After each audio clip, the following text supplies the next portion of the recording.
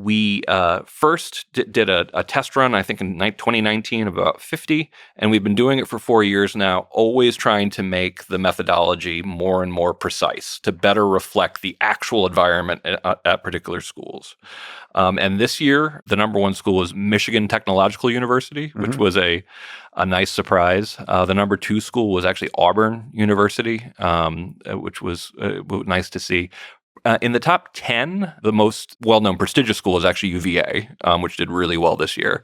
University of Chicago was not happy that they weren't number one, but University of Chicago was 13, and they had been number one or in the top 3 for years prior to that. Really? So can you explain? It's almost surprising. Is it because of like the really strong economics departments and things like this, or what? Why? They had a case involving a student. They wouldn't recognize a chapter of Turning Point USA, and they made a very classic argument and classic in the bad way, that we hear at campuses across the country. Oh, we have a campus Republicans, so we don't need this additional conservative group.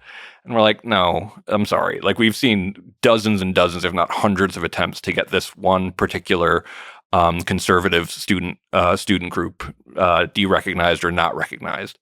And so we told them, like, listen, we told them at Fire that, we consider this serious, and they wouldn't recognize the group. So that's a point down in our ranking, and it was enough to knock them from, they probably would have been number 2 in the rankings. But now they're 13 out of 248. They're still one of the best schools in the country. I have no problem saying that.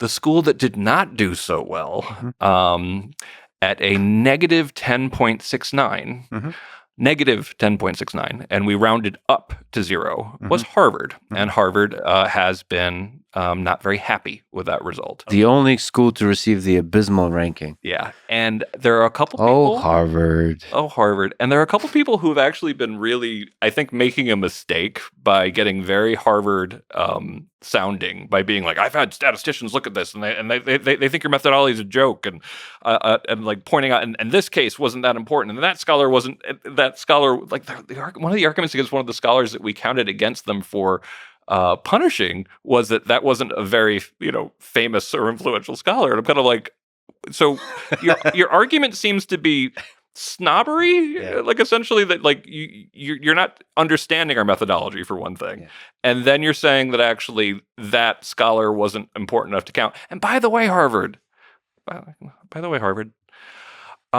if we The Harvard campus.